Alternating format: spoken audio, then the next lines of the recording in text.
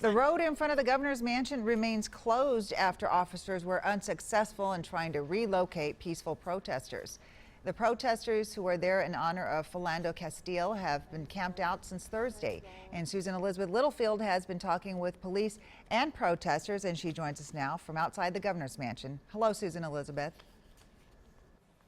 Hello, Amelia. You know, we've watched back and forth all day, negotiations going on here, but you can see the road behind me is still closed through traffic. If St. Paul police had their way, this road would be open. Rush hour traffic would be moving through. That's not happening right now because last night the plan changed.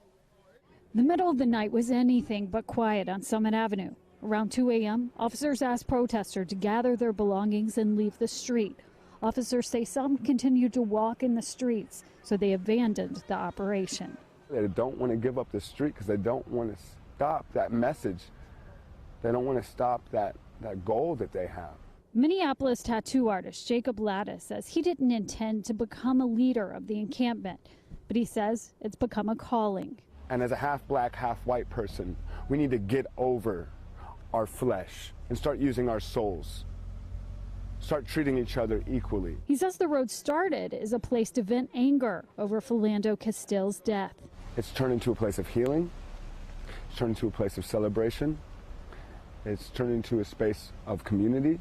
Lattis spent the day negotiating with officers. They say they'd like to reopen the 3-block stretch of Summit so they can lessen their presence on scene. And the people don't want to give up the space to create that justice and that awareness. The awareness that justice needs to prevail. For now, the space will remain theirs as an old mansion becomes even more a part of history.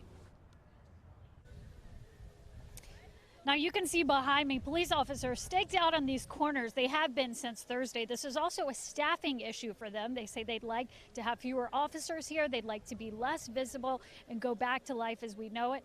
As for when this road will reopen, it's now up to the command staff. We'll see if they try again. We'll see if and when it does reopen. All right. Thank you, Susan-Elizabeth. Philando Castile's funeral will be held this Thursday at noon at the Cathedral of St. Paul, and the service will be open to the public.